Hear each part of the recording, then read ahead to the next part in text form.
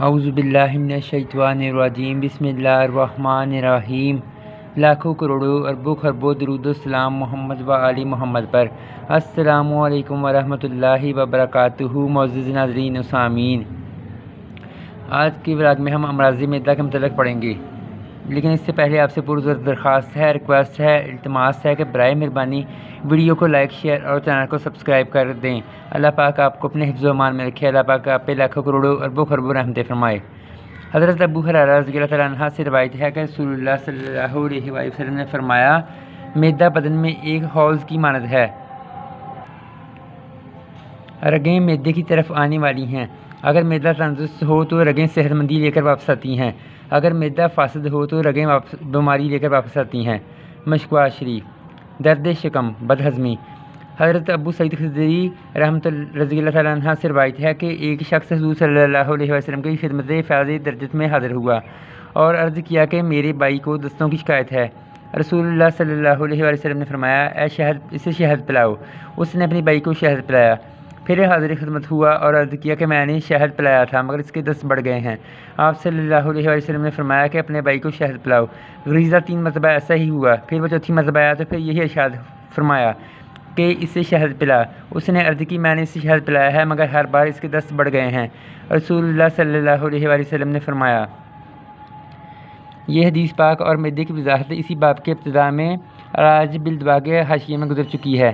علماء کرام رحمۃ اللہ علیہ فرماتے ہیں کہ حضور سرور کائنات صلی اللہ علیہ وسلم اس مرض کو بار بار شہد پلانے کا مقصد یہ تھا کہ ایک خاص مقدار شہد کی پلائی جائے، کیونکہ جب تک کسی بھی دوائی کی مطلوبہ مقدار استعمال نہ کی جائے اس وقت تک خاطر خواہ فائدہ نہیں ہوتا۔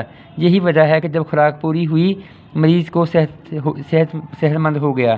بعض علماء کرام فرماتے ہیں کہ ضرورت ہی اس امر کی تھی، مریض کو سہل دیا جائے تاکہ پیٹ سے فاسد مواد نکل جائے، کیونکہ یہ ایک مانی ہوئی حقیقت ہے کہ اگر پیٹ معدے میں فاسد مواد موجود ہوں تو دست بند کرنے سے مریض کو نقصان ہوتا ہے۔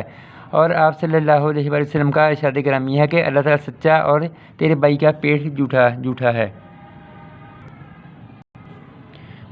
اس بات کی دلیل ہے کہ آپ صلی اللہ علیہ وسلم کا شہد کے استعمال کا حکم دینا عین وحی الہی تھا۔ اس لیے ارشاد ربانی ہے، ما ینطق عن الہوی، یعنی یہ محبوب اپنی مرضی سے گفتگو نہیں فرماتے۔ اور یہ بھی ثابت ہوا کہ طب نبوی جان لیوس وغیرہ علماء کی نہیں، ذنی نہیں بلکہ حقیقی ہے۔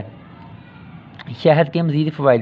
شہد کے خواص و فوائد قبل ازیں صفحہ نمبر 146 پر گزر چکے ہیں۔ نزاہت المجالس میں ہے کہ ایک شخص کی آنکھ میں سفیدی آ گئی، اس کو خواب میں حضور نبی کریم صلی اللہ علیہ وسلم کی زیارت ہوئی تو آپ صلی اللہ علیہ وسلم نے اسے آنکھ میں شہد اور مشک لگانے کا حکم دیا، چنانچہ اس نے ایسا کیا تو اللہ تعالیٰ کے فضل و کرم سے صحت یاب ہو گیا۔ طب جدید کے مطابق شہد قدرے ملین محلل ریا اور رافع تغفن ہے۔ یہ بدن کو طاقت دیتا ہے اور پھپھڑوں سے بلغم کو چھانٹتا ہے۔ قوت بدن اور قوت باء کے لیے گرم دودھ میں شہد ملا کر پینا مفید ہے۔ کھانسی اور دمہ میں شہد کا استعمال فائدہ بخش ہے۔ امراض باردہ سردی کی بیماریوں میں تو اکسیر کا حکم رکھتا ہے۔ لقوہ اور فالج میں پانی میں ملا کر پیا جاتا ہے۔ اس کا آنکھ میں لگانا نظر بڑھاتا ہے۔ کان سے پیپ آتی ہو تو روئی کی بتی کو شہد میں تر کر کے انزروت یا سہاگا چھڑک کر کان میں رکھنا بہت فائدہ بخش ہے۔ امراض قلب اور صفائی خون کے لیے نافع ہے۔ رسول اللہ صلی اللہ علیہ وسلم نے فرمایا، اللہ تعالیٰ نے سچ فرمایا ہے، تیرے بھائی کا پیٹ جھوٹا ہے۔ اس شخص نے پھر شہد پلایا تو اس کا بھائی صحت مند ہو گیا۔ شہد ہر بڑی مصیبت سے نجات۔ حضرت ابو ہریرہ رضی اللہ تعالیٰ عنہ راوی ہیں کہ حضور نبی کریم صلی اللہ علیہ وسلم نے فرمایا، جو شخص ہر ماہ 3 دن صبح سویرے شہد چاٹ لیا کرے اس کو کوئی بھی بڑی مصیبت نہیں پہنچتی۔ سبحان اللہ۔ ابن ماجہ، مشکوٰۃ عن البیہقی۔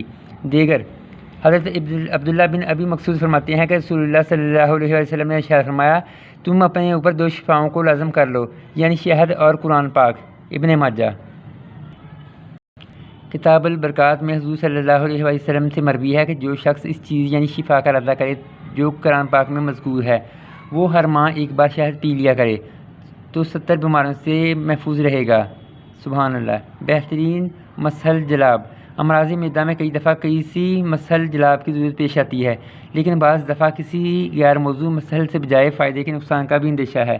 اس لیے مسحل لانے والی جلاب آور ادویات کے انتخاب میں بہت احتیاط کی ضرورت ہے۔ حدیث پاک میں حضرت اسمہ بنت عمیس رضی اللہ تعالیٰ عنہا سے مروی ہے کہ ان سے حضور صلی اللہ علیہ وآلہ وسلم نے دریافت فرمایا کہ تم کس چیز کا جلاب لیتی ہو؟